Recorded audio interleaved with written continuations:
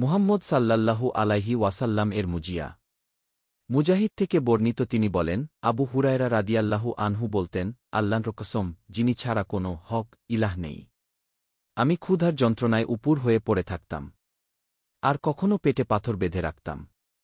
একদা আমি তাদের, রাসূলুল্লাহ সাল্লাল্লাহু আলাইহি ওয়াসাল্লাম এবং সাহাবীদের, রাস্তায় বসেছিলাম, যেখান দিয়ে তারা বের হতেন। আবু বকর রাদিয়াল্লাহু আনহু রাস্তা দিয়ে যাচ্ছিলেন। আমি তাকে কুরআনের একটি আয়াত সম্পর্কে প্রশ্ন করলাম। আমি এ উদ্দেশ্যেই তা করলাম যেন তিনি আমাকে কিছু খেতে দিয়ে পরিতৃপ্ত করেন। কিন্তু তিনি চলে গেলেন, কিছুই করলেন না। এরপর ওমর রাদিয়াল্লাহু আনহু আমার পাশ দিয়ে যাচ্ছিলেন। তাকেও সেই একই উদ্দেশ্যে কুরআনের একটি আয়াত সম্পর্কে প্রশ্ন করলাম। কিন্তু তিনিও চলে গেলেন, কিছুই করলেন না। অতঃপর আবুল কাসেম অর্থাৎ রাসূলুল্লাহ সাল্লাল্লাহু আলাইহি ওয়াসাল্লাম আমার পাশ দিয়ে যাচ্ছিলেন। আমাকে দেখে তিনি মুচকি হাসলেন। তিনি আমার চেহারা দেখে মনের কথা বুঝতে পারলেন এবং বললেন, হে আবু হুরায়রা রাদিয়াল্লাহু আনহু। আমি বললাম, হে আল্লাহর রাসূল সাল্লাল্লাহু আলাইহি ওয়াসাল্লাম, আমি উপস্থিত। তিনি বললেন, তুমি আমার সঙ্গে চল। অতঃপর তিনি চললেন, আমি তার অনুসরণ করলাম। তিনি বাড়িতে প্রবেশ করলেন। অতঃপর আমি ভিতরে প্রবেশের অনুমতি চাইলাম। তিনি অনুমতি দিলে আমি প্রবেশ করলাম।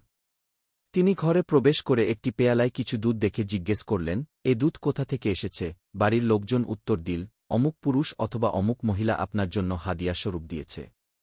তিনি বললেন, হে আবু হুরায়রা রাদিয়াল্লাহু আনহু। আমি বললাম, আমি হাইর হে আল্লাহর রাসূল। তিনি বললেন, আহলে ছুফফার লোকদেরকে গিয়ে এখানে ডেকে আন।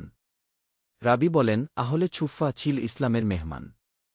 তাদের পরিবার, পরিজন, ধনসম্পদ কিছুই ছিল না। আর এমন কেউ ছিল না যার উপর ভরসা করা যায়।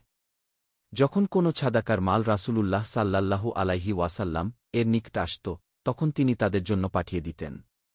নিজে সেখান থেকে কিছুই গ্রহণ করতেন না। আর যদি কোনো হাদিয়া, উপঢৌকন আসত, তিনি সেখান থেকেও এক অংশ তাদের জন্য পাঠিয়ে দিয়ে এতে তাদেরকে শরিক করতেন এবং নিজে এক অংশ গ্রহণ করতেন। আবু হুরায়রা বলেন, রাসূলুল্লাহ সাল্লাল্লাহু আলাইহি ওয়াসাল্লাম এর আদেশ শুনে আমি হতাশ হয়ে পড়লাম। মনে মনে বললাম, এতটুকু দুধ দ্বারা আহলে ছুফার কি হবে? আমি এ দুধ পানের বেশি হকদার। আমি তা পান করলে আমার শরীরে শক্তি ফিরে পেতাম। যখন তারা এসে গেলেন, তখন তিনি আমাকে আদেশ দিলেন, আমিই যেন তাদেরকে দুধ পান করতে দেই। আর আমার আশা রইল না যে এ দুধ থেকে আমি কিছু পাব। কিন্তু আল্লাহ ও তার রাসূল সাল্লাল্লাহু আলাইহি ওয়াসাল্লাম এর আদেশ মান্য করা ছাড়া আমার কোনো গত্যন্তর ছিল না। সুতরাং আমি আহলে ছুফার নিকট গিয়ে তাদেরকে ডেকে আনলাম।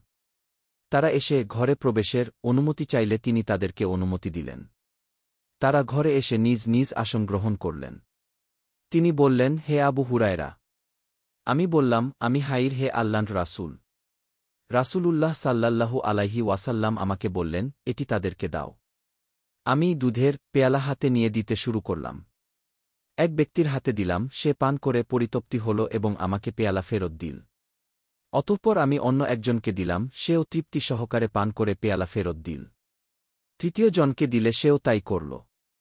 এভাবে আমি সর্বশেষে রাসূলুল্লাহ সাল্লাল্লাহু আলাইহি ওয়াসাল্লাম এর নিকট পৌঁছলাম। সবাই পরিতৃপ্ত হল।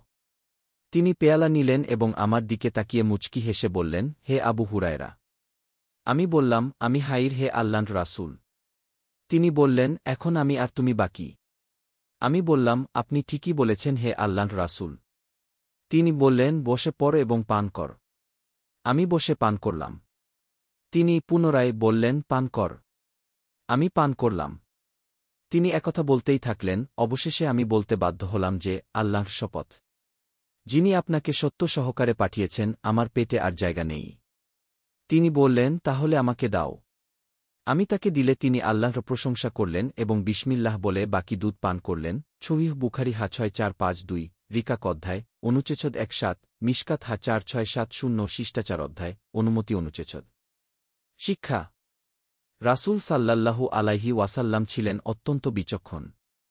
তিনি তার সাহাবীদের মুখ দেখেই তাদের অন্তরের অবস্থা বুঝতে পারতেন। বসে পান করা সুন্নত। বিসমিল্লাহ বলে পান করতে হবে। আমন্ত্রিত ব্যক্তি অনুমতি না নিয়ে বাড়িতে প্রবেশ করবে না।